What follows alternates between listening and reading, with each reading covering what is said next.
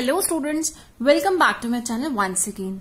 So this is my second video on the topic of matrices. In this video, I'll be covering what are minors in the case of matrices, what are cofactors, how these are calculated, what are the determinants and how the adjoint of a matrix is calculated. देखिए बेटा, हमारे matrices सीखने का purpose commerce side में यही है कि हम मैट्रिसेस का इस्तेमाल अपनी कॉमर्स बेस्ड प्रॉब्लम्स जो होती हैं एप्लीकेशन उनमें करना चाहते हैं। तो उन एप्लीकेशंस को करते वक्त हमारे पास कुछ लीनियर इक्वेशंस बनेंगी जिनको हमें सॉल्व करना होगा। उन लीनियर इक्वेशंस को सॉल्व करने के लिए जो मेथड्स होते हैं उनमें इस्तेमाल होता है इनवर्स ऑफ अ मैट्रिक्स का, एडजॉइंट ऑफ अ मैट्रिक्स का, कोफैक्टर ऑफ अ मैट्रिक्स का, डिटरमिनेंट ऑफ अ मैट्रिक्स का। तो वो हम सॉल्व करने में तभी सक्सेसफुल हो पाएंगे जब हम ये सीख लेंगे कि ये सब होते क्या है और कैसे निकाले जाते हैं। तो सबसे पहले हम बात करते हैं माइनर। ये वो माइनर नहीं है that is according to the age of a person, it is a minor in the case of a matrix. यहां पर हम हर इंडिविजुअल एलिमेंट का माइनर निकाल सकते हैं। जैसे कि सपोज फॉर एग्जांपल मैंने एक मैट्रिक्स ए ली है जो कि 3x3 ऑर्डर की है। इसके अंदर के कुछ एलिमेंट्स इस तरह हैं, A11 that is 1 row 1 column, A12 1 row 2nd column, A13 1 row 3rd column, A21 2 row 1st column, 2 row 2nd column, 2 row 3rd column and so on. हम बात कर रहे हैं माइनर कैसे निकाला जाए A11 का। अगर हम A11 का माइनर निकालना चाहते हैं तो उसके लिए हमें क्या करना होगा। A11 के माइनर को डिनोट किया जाता है M stands for minor M11। M11 निकालने के लिए जिस रो में A11 स्टैंड करता है वो रो और वो कॉलम को डिलीट करके बचे हुए एलिमेंट से मिल जाता है हमें A11 का माइनर।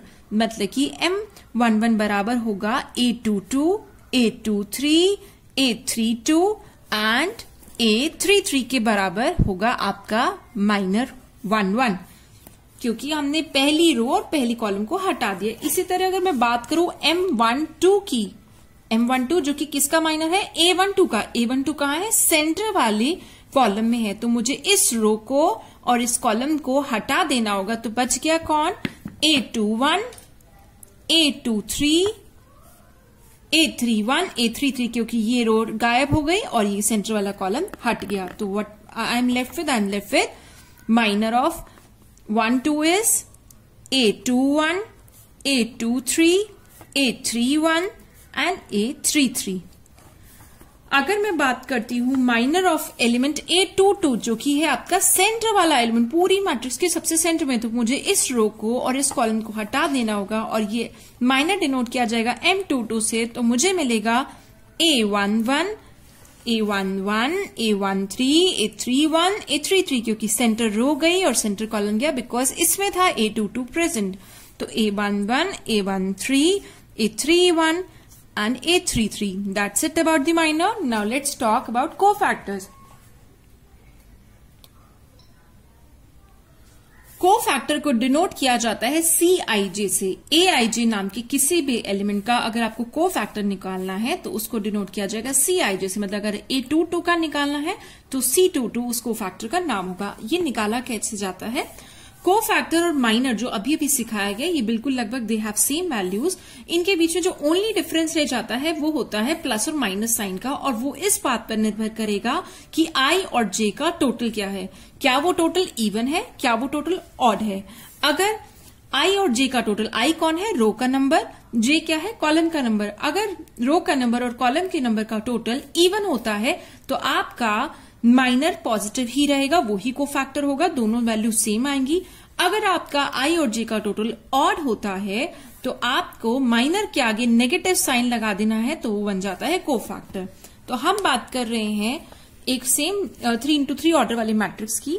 अगर मैं चेक करना चाहती हूं A11 का कोफैक्टर कितना है, तो A11 का कोफैक्टर होगा C11, 1 रो 1 कॉलम। तो -1 की पावर 1 + 1 I + j, तो ये आता है इवन नंबर। दिस मीन्स ये इसका इफेक्ट नलिफाई हो जाएगा और C11 M11 के ही बराबर होगा, कोफैक्टर माइनर के ही बराबर होगा। तो आपका आंसर आएगा, आपको इस रो और इस कॉलम को हटा देना है। Your answer will be A22, A23, A32, A33। बात होती है C23 की। I am talking about A23, इसके कोफैक्टर का नाम होगा C23।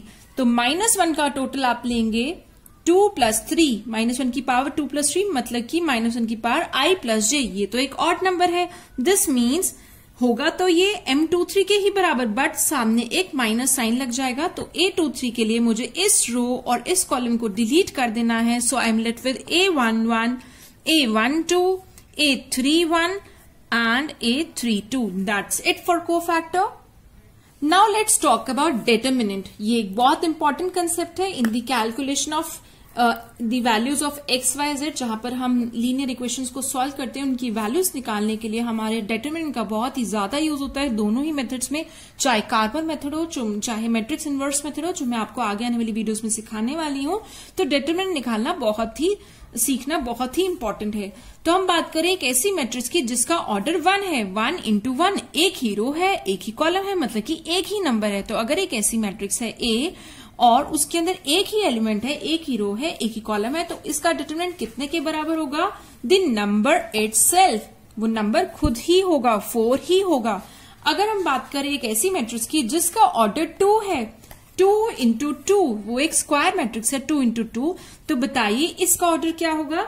आपको 3 × 5 करना है, 7 × 4 करना है, डायगोनल एलिमेंट्स को आपस में मल्टीप्लाई करना है, and that's it. The value of the determinant is 3 × 5 minus 7 × 4, that is 15 minus 28 equal to -13।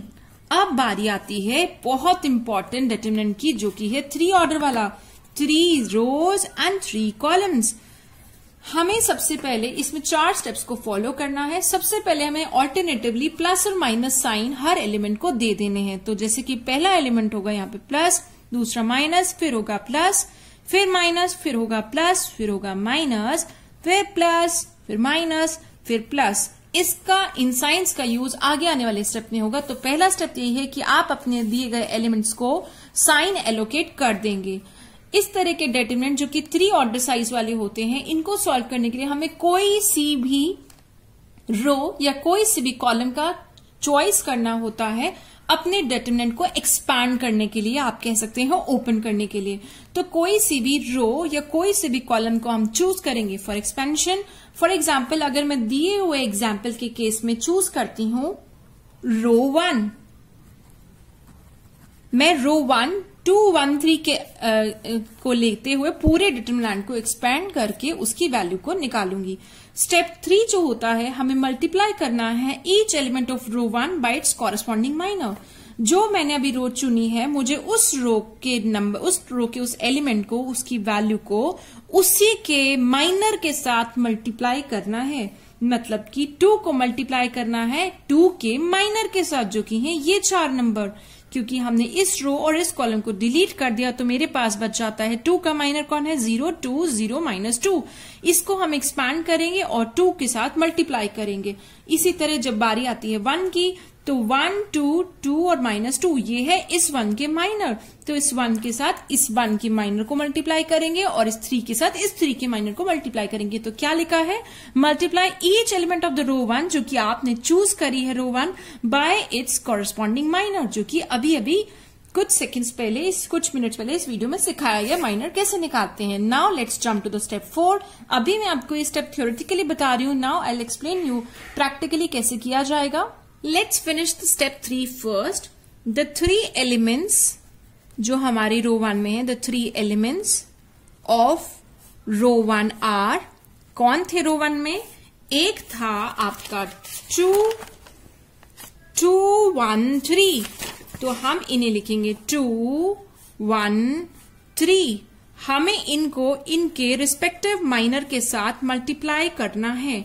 तो 2 को मल्टीप्लाई करेंगे उसके माइनर के साथ, 3 को मल्टीप्लाई करेंगे उसके माइनर के साथ। जो मैंने बार ड्रॉ किए हैं, ये मैंने ड्रॉ करे हैं सो दैट मैं उनके माइनर लिख सकूं। तो 2 का माइनर कौन है? 0 2 0 -2। क्योंकि मैंने इस रो और इस कॉलम को डिलीट कर दिया, तो मुझे इस 2 का माइनर मिल गया। तो माइनर है आपका 0 2 0 -2। इसी तरह 1 का माइनर है अब 1 के माइनर 1 ये रहा सेंटर में, तो सेंटर वाले रो और सेंटर वाले कॉलम को हम डिलीट कर देंगे. We are left with 1 2 2 -2 1 2 2 -2. इसी तरह बारी आती है 3 की, जो कि है तीसरा कॉलम का एलिमेंट. ये है तीसरा एलिमेंट. तो इस रो और इस कॉलम को डिलीट कर देंगे. आई एम लेफ्ट विद 1 2 0 0. तो ये मैं यहां पर लिखूंगी 1 2 0 0. अब बस हमें सिंपली इनको सॉल्व करना है. तो हम इसे सॉल्व कैसे करेंगे? आप 2 1 और 3 को रखेंगे बाहर और इनको करेंगे मल्टीप्लाई. तो basically square bracket start 0 into -2 -2 into 0. इसी तरह से 1 into -2, that is diagonal elements getting multiplied, -2 into 2. Similarly 1 into 0 -2 into 0. Diagonal elements got multiplied and subtracted. So now I am left with 0 into -2 is 0 and 0 minus 0 is 0 and 2 into 0 is, ये 2 बाहर है, 2 into 0 is again 0. Then बारी आती है next element की. 1 into -2 is -2 -2 into -4 is -6. So 1 into -6 is -6. Next it will be 1 into 0 is 0 and -2 into 0 is 0. 3 into 0 is 0. Finally अब मुझे ये मिल गए हैं, रो को मल्टीप्लाई करा है उन्हीं के मैचिंग कॉरेस्पॉन्डिंग माइनर्स के साथ और ये वैल्यूज मेरे पास आ गई हैं. अब मैं चलती हूँ स्टेप 4 की तरफ. फाइनली जो रिस्पेक्टिव साइंस हमने हर रो को स्टेप 1 में एलोकेट किए थे वो हमें बताएंगे कि अब हमें कौन से ऑपरेशन स्टेप 3 के नंबर्स के ऊपर करने हैं. 0 -6 और 0 के ऊपर फाइनली क्या ऑपरेशंस ऑपरेट करने हैं वो हमें पता चलेगा स्टेप 1 के एलोकेट किए गए साइन से. तो ये है हमारी रो प्लस माइनस प्लस. प्लस किसको मिलेगा? पहले एलिमेंट 0 को. माइनस किसको मिलेगा? -6 को. और 0 किसको मिलेगा? 0 को, क्योंकि इसका साइन हमारी उस एरे के हिसाब से, उस टेबल के, उस मैट्रिक्स के हिसाब से प्लस है, माइनस है और प्लस है. ये 0 है, ये -6 है और ये 0 है.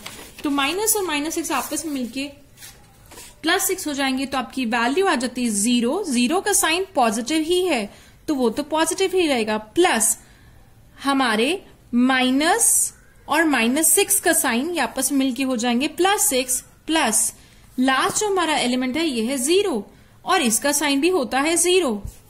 हमारे इस एरे के हिसाब से इसका साइन भी है प्लस. सो मेरा आंसर आ जाता है +6 और ये है इस डिटरमिनेंट 3 into 3 की वैल्यू 6 के बराबर. So this is how we do it. Now let's talk about matrix inverse. Matrix inverse कैसे निकाला जाता है? अगर एक मैट्रिक्स दी हुई है उसका इनवर्स कैसे करेंगे? इनवर्स ऑफ अ मैट्रिक्स निकालने के लिए आपको पहले निकालना होगा एडजॉइंट ऑफ मैट्रिक्स ए. आपको मैट्रिक्स ए का एडजॉइंट चाहिए और आप उसे डिवाइड करेंगे डिटरमिनेंट ऑफ मैट्रिक्स ए से. तो डिटरमिनेंट निकालना मैंने अभी अभी ऊपर ये फिनिश किया है. डिटरमिनेंट से हम डिवाइड करेंगे, डिटरमिनेंट की जो भी वैल्यू आएगी, जैसे इस केस में 6 आई है, 6 से डिवाइड करेंगे. लेकिन ऊपर चाहिए होगा न्यूमरेटर में I need adjoint of matrix A. अब ये एडजॉइंट ऑफ मैट्रिक्स ए क्या होता है ये अब हमें सीखना है. तो let's talk about adjoint of a matrix. There are basically 2 steps. सबसे पहला स्टेप है कि आपको दी गई मैट्रिक्स का निकालना होगा cofactor matrix. Cofactor matrix draw कर लीजिए और जो अभी अभी कोफैक्टर मैट्रिक्स निकाली है इसका ट्रांसपोज कर दीजिए. तो ये दोनों बातें क्या हैं ये अब हमें क्वेश्चन करके समझेंगे. ट्रांसपोज करना मतलब जो रोज है उनको कॉलम्स बना दो, जो कॉलम्स है उनको रोज बना दो. सो बेसिकली हमने एक क्वेश्चन लिया है, find the adjoint of matrix A, जो कि 3 into 3 की मैट्रिक्स है जिसमें एलिमेंट्स कुछ इस तरह से दिए हुए हैं आपको 1 4 0 -1 0 1 2 6 -1. तो हमने इन सभी एलिमेंट्स को लिख लिया है नीचे. मुझे निकालना है सबसे पहले cofactor of 1, cofactor of -1, cofactor of 2 निकालूंगी, फिर कोफैक्टर ऑफ 4, फिर कोफैक्टर ऑफ 0, फिर कोफैक्टर ऑफ 6 निकालूंगी. उसके बाद मैं निकालूंगी कोफैक्टर ऑफ 0, 1 और -1. इस तरह से मैंने पूरा एक स्ट्रक्चर तैयार करके रख लिया जो कि मैं अभी आपको फिल करके दिखाऊंगी कि किसका कोफैक्टर कैसे निकाला जाता है. तो सबसे पहले बात करते हैं कोफैक्टर ऑफ 1 की. कोफैक्टर ऑफ 1 निकालने के लिए आप इस रो और इस कॉलम को छोड़ के बचे हुए एलिमेंट्स को पकड़ लेंगे. कोफैक्टर ऑफ 1 जो है बेसिकली आपका C11 एलिमेंट है, ये आपका C12 है, ये C13 है। उसके बाद ये है आपका C23, C21, C22, C23 and then ये है आपका C31, C32 एंड ये है आपका C33 एलिमेंट। तो हम इनकी वैल्यू निकालना सीख रहे हैं। तो आपको क्या करना है, सबसे पहले सभी के साथ हमें एक चीज याद रखनी है कि कोफैक्टर तो माइनर के जैसा ही होता है, सिर्फ एक चीज का ही तो फर्क होता है, साइन का। वो साइन क्या लगेगा उसका हमें ऐसे पता चलेगा कि हम सभी में -1 एलोकेट करके उनकी पावर रखेंगे i प्लस जे भी कर सकते हैं और आप अपने दिमाग में यूज कर सकते हैं कि मैम ने बताया था plus minus plus minus plus minus plus minus plus. तो वैसे आप 1 और 1 इज आई जे, 1 प्लस 1, 1 और 2, तो 1 plus 2, 1 plus 3, then 2 plus 1, this is 1, then 2 plus 2 ये हो गया इवन, देन 2 प्लस 3 ये हो गया आपका ऑड, ये है 3 प्लस 1, 3 प्लस 2 एंड ये है आपका 3 प्लस 3। तो बस उसके बाद तो कुछ भी बचा ही नहीं, आपको तो सबके माइनर से लिखना है। जिस एलिमेंट की बारे में बात हो रही है उसकी रो, उसके कॉलम को मार दो गोली, उसको कर दो साइड पे डिलीट, दिमाग से गायब, और बचे हुए एलिमेंट्स को रख दो सामने। तो आपको किसको सामने रखना है, यहां पे आप रखेंगे 0, 6, 1, -1। इसी तरह बारी आती है अगर -1 की, तो इस कॉलम और इस रो को छोड़ दो, तो क्या बच गया 4, 0, 6, -1, 4, 0, 6, -1। देन बारी आती है आपकी कोफैक्टर ऑफ 2 निकालने की। अब आप इस 2 के कॉलम और 2 की रो को स्किप करेंगे तो हमारे पास बच जाता है 4, 0, 0, 1। इसी तरह से will proceed further. C21 element ये रहा 4, 4 की रो और 4 के कॉलम को स्किप करेंगे तो हमारे पास बच गया -1, 2, 1, -1। इसी तरह से 0 जो कि सेंटर में है, सेंटर रो सेंटर कॉलम को छोड़ देंगे तो बच गया 1, 2, 0, -1। कॉर्नर वाले एलिमेंट्स हमारे पास बच गए। इसी तरह से जब हम 6 के बारे में बात करते हैं तो इस रो और इस कॉलम को स्किप करेंगे तो बच गया 1, -1, 1, -1, 0, 1। इसी तरह से विल प्रोसीड फर्दर। हमें जब निकालना है कोफैक्टर ऑफ 0 का, ये सबसे बॉटम कॉर्नर में लेफ्ट कॉर्नर में है, इस कॉलम को और इस रो को छोड़ देंगे तो ये अपर राइट हैंड साइड पे जो एलिमेंट्स है ये हमारे पास बच गए -1, 2, 0, 6। एंड देन बारी आती है इस 1 की, इस रो को और इस कॉलम को छोड़ देंगे तो बच गया 1, 4, 2, 6, वो हम यहां लिख देंगे। और लास्ट में बच गया हमारे पास ये -1, इस रो और इस कॉलम को छोड़ देंगे तो नंबर्स बच गए 1, -1, 4, 0, 1, -1, 4, 0। नाउ व्हाट विल डू, हमें ये ऑड है या इवन है उसके हिसाब से -1 की वैल्यू डिसाइड हो जाएगी। इसका टोटल है 2 तो ये हो गया इवन, ये हो जाएगा पॉजिटिव। इसका टोटल है 3, ये हो जाएगा नेगेटिव। इसका टोटल है 4, ये हो गया पॉजिटिव क्योंकि ये इवन है। इसी तरह से हम सबको सॉल्व करके यहाँ पे साइन लगाएंगे और फर्दर डायगोनल एलिमेंट्स को आपस में मल्टीप्लाई करेंगे। 0 को मल्टीप्लाई करेंगे -1 के साथ और 6 को 1 के साथ।